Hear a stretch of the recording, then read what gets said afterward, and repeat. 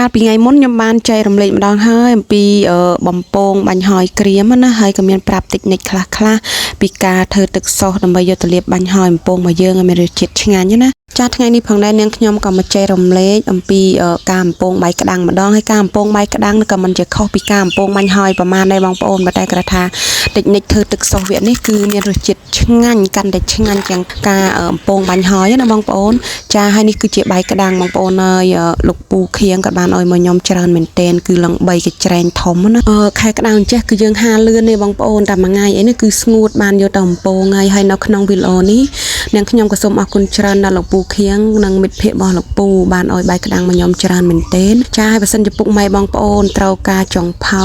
លោកពូក៏មានទទួលធ្វើគ្រប់កម្មវិធីផងដែរចាហើយនេះគឺជាលេខទូរស័ព្ទរបស់លោកពូបើសិនជាពុកម៉ែបងប្អូនត្រូវការជួលតុកៅអីចក្រានចានឆ្នាំងចុងផៅអីគឺលោកពូមានទាំងអស់ចាឥឡូវងាកមកសាច់រឿងយើងវិញម្ដងទាំងអស់នេះគឺជាគ្រឿងផ្សំសម្រាប់យកទៅធ្វើទឹកសោសដើម្បីយកទៅលាបបាយក្តាំងបំពងណាចាហើយនេះគឺជាសាច់បាក់យ៉ុងគឺធ្វើខ្លួនឯងជាបងប្អូនហើយគឺថាមានរសជាតិឆ្ងាញ់មែនទែនឈ្ងុយណាបងប្អូនចាហើយនេះគឺជាតួអង្គឯកដែលយើងមិនអាចអត់បានគឺបាយក្តាំងបងប្អូនគឺថាហាលខ្លួនឯងចេះគឺថាស្ងួតល្អមែនទែនបងប្អូនហើយគឺថាស្ងួតឡើងផ្អឹសណាចាហើយមុនដំបូងគឺយើងត្រូវធ្វើទឹកសោសជាមុនសិននៃការធ្វើទឹកសោសនេះក៏មានអាយ៉ាដែរបងប្អូនគឺងាយមែនទែនមុនដំបូងគឺខ្ញុំដាក់ប៊ឺសាបចំនួន2ស្លាបព្រាបាយកំប៉ុងណាបងប្អូនចាបន្ទាប់មកគឺយើងកូរប៊ឺសាបនេះឲ្យរលាយបានល្អចាំយើងដាក់គ្រឿងផ្សំបន្តបន្ទាប់មានដូចជាខ្ទឹមសនិងខ្ទឹមក្រហមដែលយើងបានច្រាំម៉ត់ចំនួន4ស្លាបព្រាបាយចូលគ្រាន់តែដាក់ខ្ទឹមសខ្ទឹមក្រហមចូលភ្លាមលាយជាមួយប៊ឺនោះណាគឺថាមានក្លិនឈ្ងុយមែនទែនបងប្អូនចាហើយបន្ទាប់មកយើងកូរគ្រឿងពីរមុខនេះឲ្យមានក្លិនឈ្ងុយឆ្ងប់ឆ្លង10 20ភូមិទៅចាំយើងដាក់គ្រឿងផ្សំបន្តបន្ទាប់ទៀតចូលចាគ្រឿងផ្សំបន្ទាប់មកទៀតខ្ញុំប្រើម្សៅម្ទេសកូរ៉េចំនួន1ស្លាបព្រាបាយប្រេងខ្យង2ស្លាបព្រាបាយស្ករត្នោតចំនួន2ស្លាបព្រាបាយពេញដូចគ្នាហើយទឹកត្រីចំនួន2ស្លាបព្រាបាយដូចគ្នាដែរណាចាបន្ទាប់មកយើងកូរគ្រឿងផ្សំទាំងអស់នេះឲ្យរលាយចូលគ្នាជាល្បាយតែមួយឲ្យមានក្លិនឈ្ងុយឆ្ងប់តិចណាបងប្អូនចាំយើងដាក់គ្រឿងផ្សំបន្តបន្ទាប់ទៀតចូលមានដូចជាទឹកម្ទេស10ខ្ញុំប្រើចំនួន2ស្លាបព្រាបាយពេញដូចគ្នាគឺជាទឹកដោះគោស្រស់បងប្អូនយើងប្រើមកអីក៏បានដែរខ្ញុំដាក់ជាងកន្លះចានចង្កឹះហើយនឹងទឹកដោះគោខាប់គឺខ្ញុំប្រើជាងកន្លះចានចង្កឹះដូចគ្នាបន្ទាប់មកទៀតយើងកូរឲ្យរលាយទៅជាល្បាយតែមួយហើយមានក្លិនឈ្ងុយឆ្ងប់ហើយជាពិសេសយើងទុកឲ្យមកពុះពីពុះទៅបងប្អូនដោយសារតែយើងប្រើពពួកទឹកដោះគោឯនេះគឺយើងខ្លាចផ្អូមអញ្ចឹងណា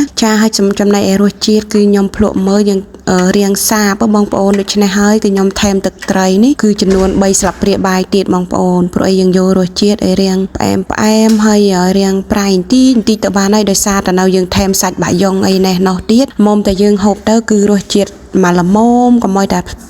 ប្រៃពេកចោះណាបងប្អូនម្យ៉ាងទៀតអាហារញ៉ាំលេងក៏យើងកុំសូវញ៉ាំរសជាតិដិតពេកអីយើងញ៉ាំរសជាតិប្រៃឡែមបន្តិចទៅបានហើយ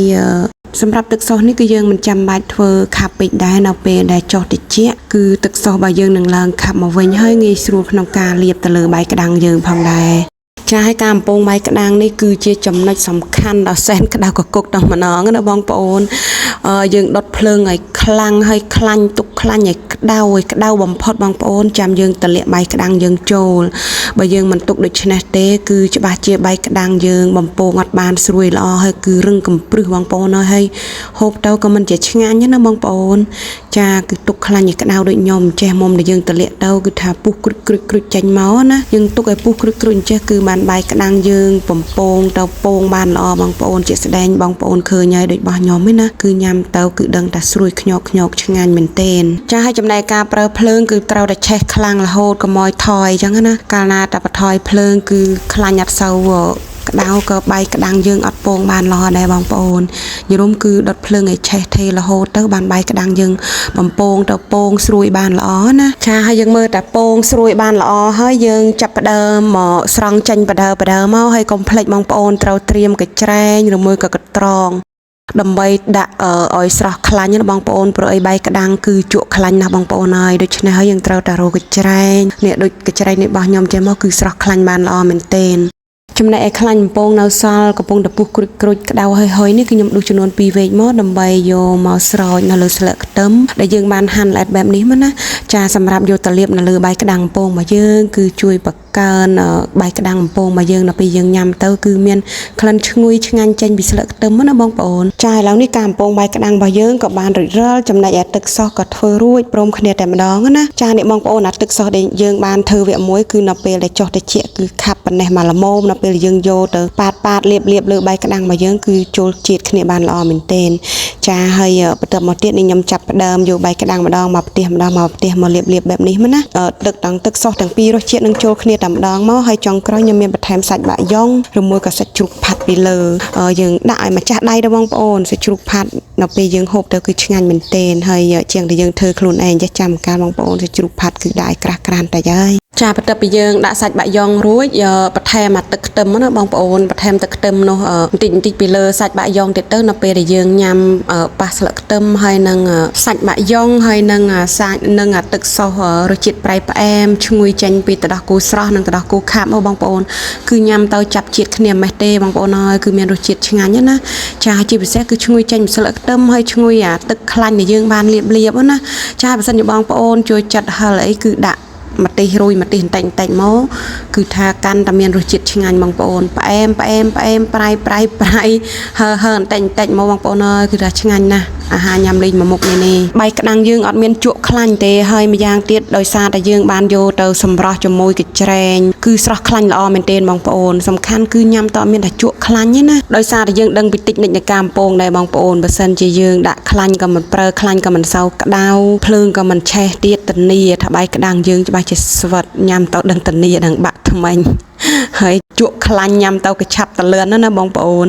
ចាឥឡូវនេះការបំពងបាយក្តាំងដាក់សាច់បាក់យ៉ុងរសជាតិប្រៃផ្អែមបានរួចរាល់ហើយបងប្អូនមើលទៅថាតំណងមែនទែនចំណែករសជាតិវិញគឺថាឆ្ងាញ់សាហាវបងប្អូន